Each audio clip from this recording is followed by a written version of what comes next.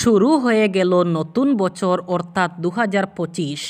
নতুন বছরের সঙ্গে সঙ্গে কিছু নতুন নিয়মও এসেছে যা সরাসরি আপনার পকেটে প্রভাব ফেলবে।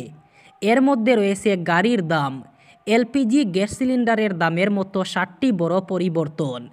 প্রথমত, গাড়ির দাম বৃদ্ধি। নতুন বছরে গাড়ি কেনা আরও ব্যয়বহুল হয়ে উঠবে।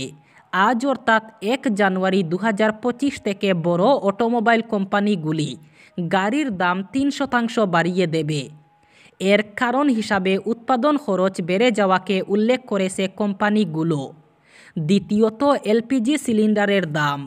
প্রতি মাসের প্রথম দিকে তেল বিপণন সংস্থাগুলি এলপিজির দাম পর্যালোচনা করে, তবে গত কয়েক মাস ধরে ডোমেস্টিক এলপিজি সিলিন্ডারের দামে কোনো পরিবর্তন হয়নি।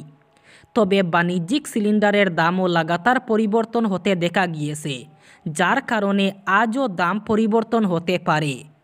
তৃতীয়ত হচ্ছে পেনশন তোলার নিয়মে পরিবর্তন। নতুন বছর পেনশনধারীদের জন্য স্বস্তি নিয়ে এসেছে। আজ অর্থাৎ 1 জানুয়ারি থেকে প্রভিডেন্ট ফান্ড অর্গানাইজেশন অর্থাৎ ইপিএফও পেনশন তোলার নিয়মগুলি সরল করেছে। এখন পেনশনভোগীরা দেশের যে কোনো ব্যাংক থেকে তাদের পেনশন তুলতে পারবেন। এর জন্য তাদের কোনো নথি যাচাইয়ের প্রয়োজন হবে না। এই সুবিধা পেনশনভোগীদের জন্য একটি বড় স্বস্তি এনে দিয়েছে। চতুর্থ পরিবর্তন হচ্ছে অ্যামাজন প্রাইমের নতুন নিয়ম। অ্যামাজন প্রাইম মেম্বারশিপ নিয়মে বড় পরিবর্তন ঘোষণা করা হয়েছে, যা আজ অর্থাৎ 1 জানুয়ারি থেকে কার্যকর হবে। নতুন নিয়মে প্রাইম ভিডিও একটি প্রাইম অ্যাকাউন্ট থেকে শুধুমাত্র 2টি টিভিতে স্ট্রিম করা যাবে। কেউ যদি তৃতীয় টিভিতে প্রাইম ভিডিও দেখতে চান, তবে তাকে অতিরিক্ত সাবস্ক্রিপশন নিতে হবে। পঞ্চম পরিবর্তন হচ্ছে ফিক্সড ডিপোজিটের নিয়ম। আরবিআই, এনবিএফসি এবং এইচডিএফসির জন্য এফডি সম্পর্কিত নিয়ম পরিবর্তন এনেছে। নতুন নিয়ম আজ অর্থাৎ 1 জানুয়ারি থেকে কার্যকর হবে। এসব পরিবর্তনের আওতায় ফিক্সড ডিপোজিটের নিরাপত্তা নিশ্চিত করতে কিছু প্রয়োজনীয় বিধান আনা হয়েছে। ষষ্ঠ পরিবর্তন হচ্ছে ইউপিআই 123 এর নতুন লেনদেনের সীমা। ফিচার ফোন ব্যবহারকারীদের জন্য রিজার্ভ ব্যাঙ্ক অফ ইন্ডিয়া দ্বারা চালু করা ইউপিআই 123 পে পরিষেবাতে লেনদেনের সীমা বাড়ানো হয়েছে।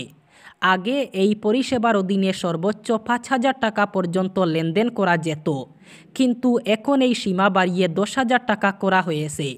এই সুবিধা আজ অর্থাৎ 1 জানুয়ারি থেকে কার্যকর হবে। এবং সপ্তম পরিবর্তনটি হচ্ছে কৃষকদের ঋণ সংক্রান্ত নিয়ম।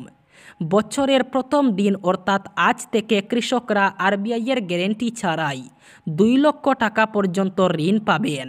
সম্প্রতি আরবিআই কৃষকদের জন্য গ্যারেন্টি ছাড়াই ঋণের সীমা বাড়ানোর কথা ঘোষণা করেছে। আরটিজিএস এবং এনইএফটির মাধ্যমে কাউকে টাকা পাঠানোর আগে ওই ব্যক্তির ব্যাংকে নথিবদ্ধ নাম দেখতে পারবেন প্রেরক। শীঘ্রই এই নিয়ম চালু হয়ে যাচ্ছে দেশের সব ব্যাংকে। এখন গুগল পে অথবা ফোনপের মতো ইউপিআই প্ল্যাটফর্মগুলিতে এই সুবিধা পাওয়া যায়। অচেনা কোনো নম্বরে অথবা ইউপিআই আইডিতে টাকা পাঠানোর আগে কাকে টাকা পাঠানো হচ্ছে সে বিষয়ে প্রেরককে তথ্য দেখিয়ে দেয় ইউপিআই প্ল্যাটফর্ম। মোবাইলের স্ক্রিনে ভেসে ওঠে গ্রাহকের ব্যাংকে নথিবদ্ধ হওয়া নাম।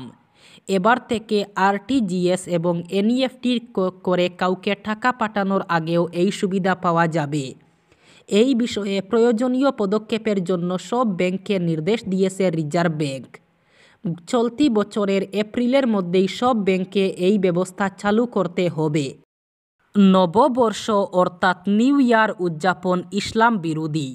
মুসলিম সম্প্রদায়ের মানুষরা এই উৎসবে অংশ নেবেন না, এমনই ফতোয়া জারি করলেন অল ইন্ডিয়া মুসলিম জামাতের প্রেসিডেন্ট শাহাবুদ্দিন রাজভী। শুধু তাই নয়, একে অপরের সঙ্গে শুভেচ্ছা বিনিময়েও নিষেধাজ্ঞা জারি করা হয়েছে।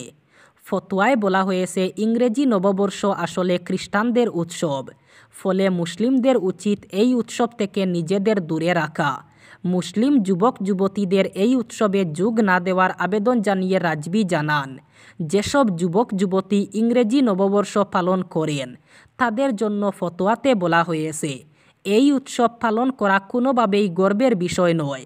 তার দাবি এই উৎসবে যোগ দেওয়া থেকে বিরত থাকার পাশাপাশি কারো সঙ্গে শুভেচ্ছা বিনিময় করাও উচিত নয়। 2025 সালের নির্বাচিত হজযাত্রীদের হজের দ্বিতীয় কিস্তির অর্থ জমা দেওয়ার সময়সীমা আরও 1 সপ্তাহ বাড়ল। দেশের বিভিন্ন রাজ্য থেকে দাবি উঠায় কেন্দ্রীয় হজ কমিটি অর্থ জমার সময়সীমা আগামী 6 জানুয়ারি পর্যন্ত বাড়িয়েছে।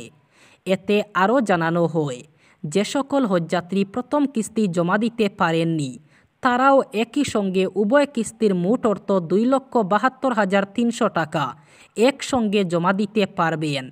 কেন্দ্রীয় হজ কমিটি এই সংক্রান্ত সার্কুলার জারি করেছে। বুটের বাজারে কল্পতরু দিল্লির প্রাক্তন মুখ্যমন্ত্রী আম আদমি পার্টি প্রধান অরবিন্দ কেজরিওয়াল এবার পুরোহিতদের প্রতি মাসে 18,000 টাকা ভাতার প্রতিশ্রুতি দিলেন তিনি। দিল্লিতে নির্বাচনে জয়ী হলে পুরোহিতদের পাশাপাশি গুরুদ্বারের গ্রন্থিদেরও একই পরিমাণ অর্থ ভাতা দেওয়ার কথা জানিয়েছেন কেজরিওয়াল। বিশেষজ্ঞরা বলেছেন, দিল্লি জয়ে হিন্দু এবং শিখ ভোট টার্গেট আপ সুপ্রিমোর।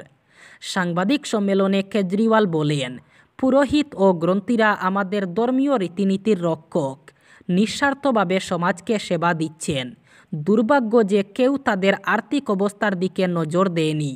দিল্লির প্রাক্তন মুখ্যমন্ত্রী জানান, মঙ্গলবার থেকে পুরোহিতদের ভাতা প্রদানের নাম নথিভুক্তকরণ শুরু হবে। রাজধানীর হনুমান মন্দিরে তিনি নিজেই প্রকল্পের আনুষ্ঠানিক সূচনা করবেন। অসমে এসটিএফের অভিযানে ধরা পড়েছে আরও এক জিহাদি। ধৃত জিহাদি কোকরাঝার জেলার অন্তর্গত বুদিয়াগুড়ির বাসিন্দা গাজী রহমান।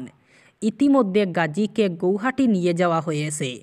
গত 17 ডিসেম্বর থেকে অপারেশন প্রগাতের বলে গ্লোবাল টেরোরিস্ট অর্গানাইজেশনের 12 জন জিহাদি তথা মৌলবাদীকে গ্রেফতার করেছে আসাম পুলিশের স্পেশাল টাস্ক ফোর্স অর্থাৎ এসটিএফ। গাজী রহমানকে গ্রেফতারের বিষয়ে নিশ্চিত করেছেন এসটিএফ প্রধান আইজিপি ডক্টর পার্থসারথী মহন্ত। তিনি জানান, সন্ত্রাসী নেটওয়ার্কের বিরুদ্ধে অপারেশন প্রগাতের শীর্ষ চলমান অভিযানে আরেক জিহাদিকে গ্রেফতার করা হয়েছে।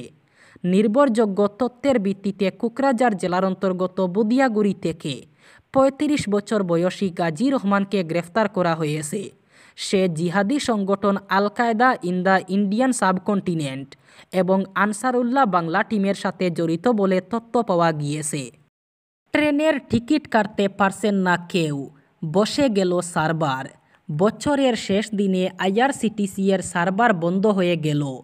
ফলে কোনো যাত্রী ট্রেনের টিকিট বুক করতে পারছেন না, টিকিট কাটতেও পারছেন না। গতকাল অর্থাৎ মঙ্গলবার সকাল থেকেই ধীর গতিতে চলতে শুরু করে আইআরসিটিসি। বেলা গড়াতেই সার্ভার একেবারে বসে যায়, অর্থাৎ যাত্রীরা কেউ টিকিট কাটতে পারছেন না ভারতীয় রেলওয়ের এই ওয়েবসাইট থেকে। সব কিছু মিলিয়ে আইআরসিটিসির সার্ভার বসে যেতেই তা নিয়ে হুলস্থুল শুরু হয়ে যায়।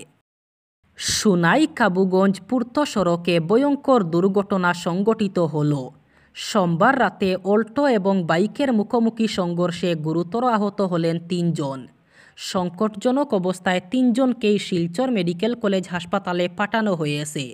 দুর্ঘটনাটি ঘটেছে নগদীর গ্রাম 3য় খণ্ড এলপি স্কুলের সামনে। জানা যায়, কাবুগঞ্জের দিক থেকে আসা একটি অল্টো গাড়ি উল্টো দিক থেকে আসা দ্রুত গতির বাইকের সঙ্গে মুখোমুখি সংঘর্ষ হয়। ঘটনা সংঘটিত করে অল্টো গাড়িটি দ্রুত পালিয়ে যায়। দুর্ঘটনার পরপরই স্থানীয় মানুষরা আহতদের উদ্ধার করে 108 অ্যাম্বুলেন্সে শিলচর মেডিকেলে পাঠান। আহতরা হলেন সুন্দরী প্রথম খণ্ডের ইনজামামুল হক লস্কর, রুকসার তাহের লস্কর ও শাহানুর আলম লস্কর। দুর্ঘটনার খবরে ছুটে আসেন সুনাই থানা সিআই রবিন টিমুং। প্রাক্তন প্রধানমন্ত্রী মনমোহন সিংয়ের মৃত্যুতে গোটা দেশে পালিত হচ্ছে রাষ্ট্রীয় শোক। সেই আবহেই ছুটি কাটাতে ভিয়েতনামে কংগ্রেস সাংসদ রাহুল গান্ধী। এই ঘটনা প্রকাশ্যে আসতেই রাহুলকে কড়া সুরে আক্রমণ শানালো বিজেপি। সব মিলিয়ে মনমোহন সিংয়ের প্রয়াণের পর কংগ্রেস বিজেপির তরজা নয়া মাত্রা নিল। রাহুল গান্ধীর ভিয়েতনাম সফরকে কড়া ভাষায় আক্রমণ শানিয়ে এক স্যান্ডেলে বার্তা দেন বিজেপির আইটি সেলের প্রধান অমিত মালব্য। তিনি লেখেন, প্রাক্তন প্রধানমন্ত্রী মনমোহন সিংয়ের প্রয়াণে শোকে ডুবে রয়েছে গোটা দেশ। সেখানে রাহুল গান্ধী নতুন বছর উদযাপন করতে ভিয়েতনামে আনন্দ করছেন। একই সঙ্গে তিনি লেখেন, মনমোহনের মৃত্যু নিয়ে রাহুল গান্ধী রাজনীতি করছেন। গান্ধী পরিবার এবং কংগ্রেস শিখদের ঘৃণা করে। বলবেন না ইন্দিরা গান্ধী দরবার সাহিবকে অপবিত্র করেছিলেন।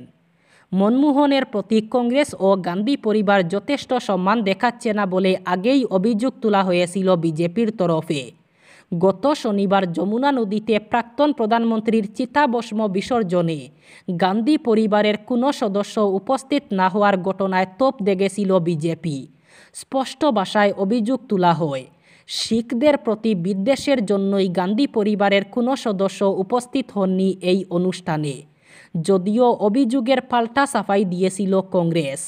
মনমোহন সিংয়ের পরিবার যাতে একান্তভাবে নিজেদের কাজ করতে পারেন, সেই গোপনীয়তা বজায় রাখতেই কংগ্রেসের কোনো উচ্চ পর্যায়ের নেতা নেত্রী অস্থি বিসর্জনের অনুষ্ঠানে অংশগ্রহণ করেননি বলে জানায় কংগ্রেস।